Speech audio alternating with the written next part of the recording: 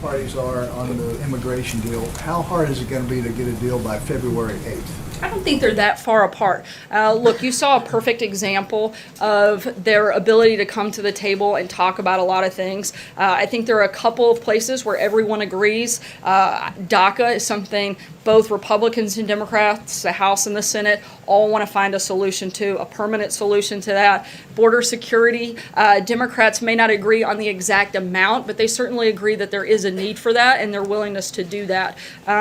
Look, a lot of these individuals, both Democrats and Republicans, have voted for ending chain migration, ending the visa lottery system in the past. So I think that indicates their willingness and their agreement on that issue as well. I think there are some, certainly maybe the depth to which we go in each of those areas, and that's part of the negotiation, but we certainly think that there are a lot of things that we agree on, and I think if we focus on what we agree on a lot more than what we disagree on, we can have a lot of progress and hopefully get to something that helps everybody and solves a big problem. And what is the president going to do to facilitate an agreement?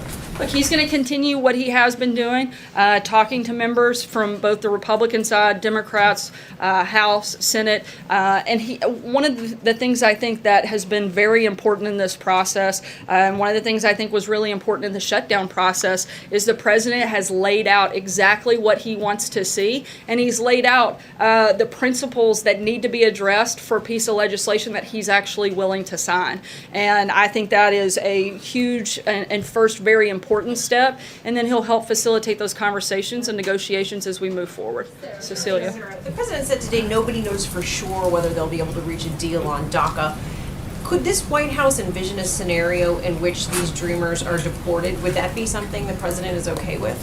Look, I think the president has stated what he would like to see happen. And at this point, the president is willing to sign something to find a permanent solution for DACA. And he has placed the responsibility, which the Constitution has placed, and he has reminded Congress that it is their job to actually get that legislation passed and send it to him. Again, he's going to play a big role in the process, but it's on Congress to get that legislation through the two bodies and hit the president's desk. And the budget director said today that the president's position on DACA depends on what the White House gets in an immigration deal. Is the White House using these dreamers as a bargaining chip? Is that the strategy? Not at all, but you can't fix the problem if you just tinker with the immigration in a small way. We want to make sure that we're not having this problem and this conversation and this fight in 2 years and 3 years and 4 years. We want to address making a permanent solution to DACA, but at the same time closing the loopholes so we don't have to continue having this battle. But we also want to put some things in place with border security, because if you don't, you're not actually solving the problem. You're just extending it and making us have to deal with it in a later time. Kevin? Sarah, thanks. This is something that's been in the news quite a bit over the last week or so. Representative Devin Nunes apparently has a memo that was created for the House Intelligence Committee describing, based on early reports, of a certain level of what appears to be bias at the FBI. Is it the president's opinion that that memo should be released so that the American people can see what the House Intelligence Committee has observed? We certainly support full transparency, and we believe that that's at the House Intel Committee to make that decision at this point. And as I said yesterday, and we've said many times before on a number of different issues, we certainly support that transparency. It sounds like there are some members in the House that have some real concern with what's in that memo and feel very strongly that the American public should be privy to see it. And at this point, I haven't, but so I'm going to lean on these reliable individuals to go through that process of what that looks like. But again, we support full transparency on the Seen matter. it by chance? Not that I'm aware of, no.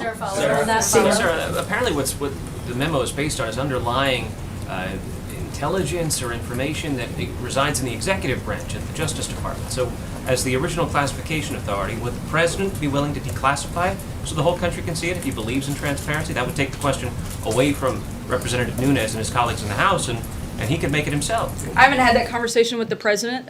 Right now, I think it's going through the process, through the House Intel Committee, and we feel like they should play that role at this point. And if it doesn't happen, then we can address it at that point. Sarah. Jordan? Thanks, Sarah. I want to go back to immigration. there's a group of conservatives in the House who believe they have a bill that fits all the criteria the president laid out, the Goodlatte proposal. I'm wondering what the president's thoughts are on that bill, and would he support that, the Congress passing that? Would he sign it? I believe that it addresses the principles that we've laid out and would be something that we would support. John? Thanks a lot, Sarah. The President, on a few occasions, has spoken of Special Counsel Robert Mueller's investigation as a witch hunt. And Hogan Gidley on your team used that same phrase today when asked a question about it. If Mr. Mueller asks the President to submit to an interview, is that something that the President would be open to? Look, as we've said probably just about every day this year since we've been here, that we're going to be fully cooperative with the special counsel, and we're going to continue to do that throughout the process. But we're also not going to comment on who may or may not or could be interviewed at any point, but we're going to continue to be fully cooperative with the process. If it is, Sarah, a witch hunt, as the President has said and as other members of the administration have said, why doesn't the President just get rid of Bob Mueller, just fire him? Mr. Gidley also said today that it's wasting taxpayers' money. In that regard, why doesn't he just end the investigation because it's wasting the taxpayers' money? Look, we want to see this come to a complete and full conclusion. I think we all know what everybody in this room would do if the president did that, and I don't think that's helpful to the process. The president wants to see this end, and he wants to see them finally come to the same conclusion that I think most everyone in America has, that there is nothing to this. They've spent the better part, most of you have spent the better part of a year looking, digging, obsessing over trying to find something and have yet to find anything. In fact, a CNN reporter actually admitted over the weekend that when you talk to people about Russia, and that's all we talk about at CNN basically, they say they don't care because it doesn't have any effect on their lives. Frankly, this administration, we've said it time and time before, there was no collusion, there's nothing to it, we're ready to move on. Clearly the American people are, and my guess is some of you are probably tired of talking about it as well, and hopefully we'll get to that point soon and we can do that. Sarah. Just a couple questions on immigration. You sound a lot more conciliatory today. When you talked about Democrats voting in the past to end chain migration, that was part of the Gang of Eight bill, which was a comprehensive immigration reform bill. And you said you can't just tackle this in a small way. Do you want to have a much bigger bill to solve the whole immigration problem?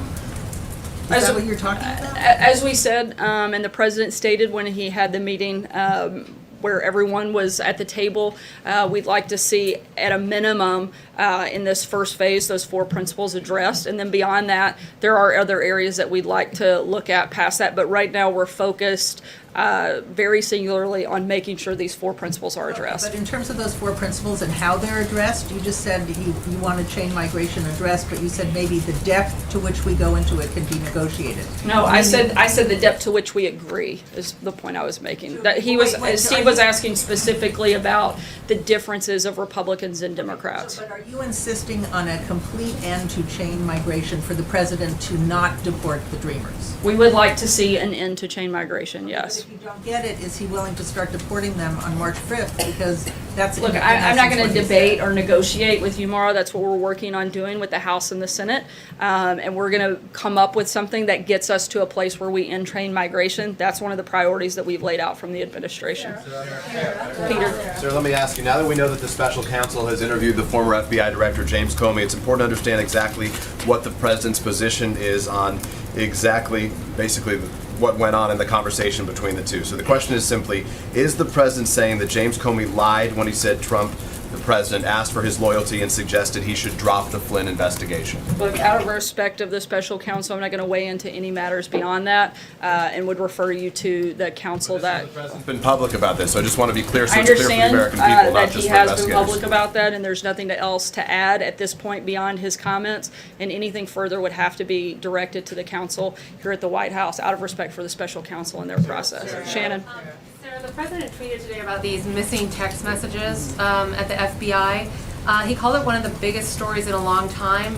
Does he think there's a cover-up, or why does he think this is one of the biggest stories in a long time? I think he thinks that there's a great cause for concern that 5 months worth of text messages have gone missing, particularly given the individual has part of that process has already been shown to be extremely biased against the president and was involved in what seems to be some very inappropriate behavior, and that certainly is a great concern. You guys are absolutely obsessed with everything to do with collusion if it has anything to do with the president. We hope that you'll take some of that same obsession, energy, and fervor and direct it to some of the places where it looks like there could have been some really inappropriate and possibly illegal behavior. Follow up on the FBI. Just a follow up on the FBI. Does he think there needs to be a staff shakeup at the FBI?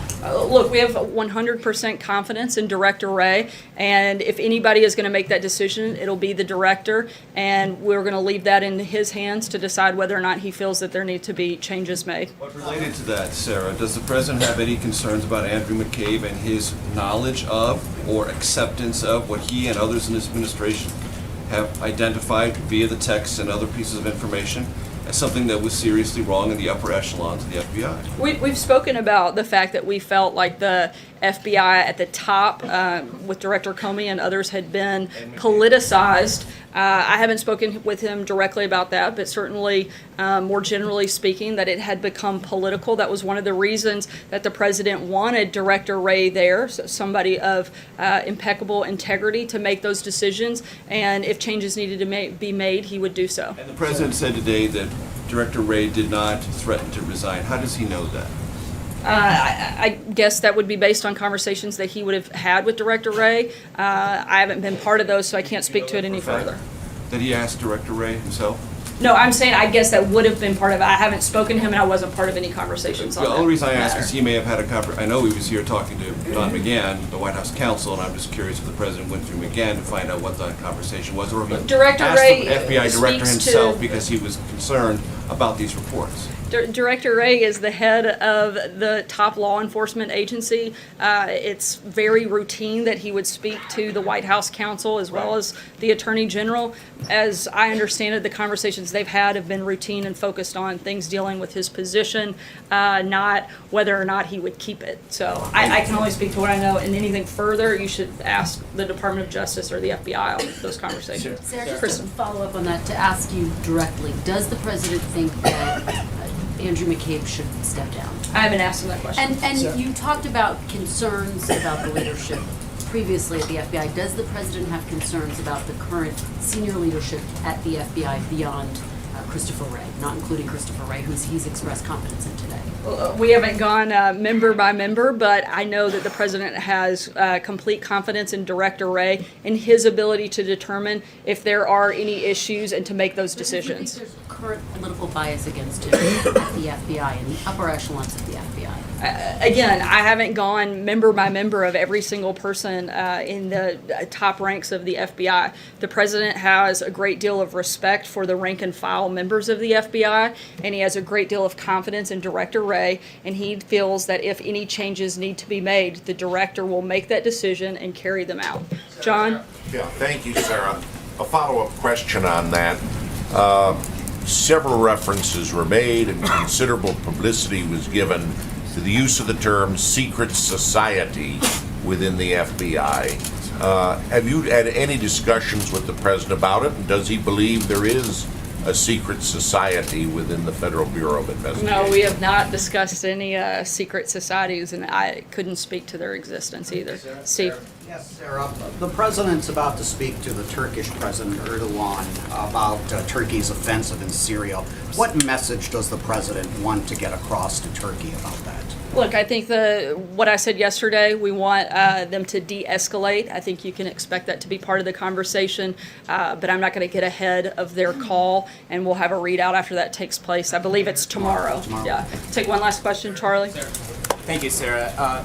Just to follow up to Kevin's question, if the House Intelligence Committee decides to release the memo, the president has to sign off on it. Is the White House committed to signing off on it if the House Republicans Actually, my decide to understanding release is it? that he doesn't. So if they make that decision, that wouldn't be something the president would need to be involved in. So thank you guys so much. Have a good day.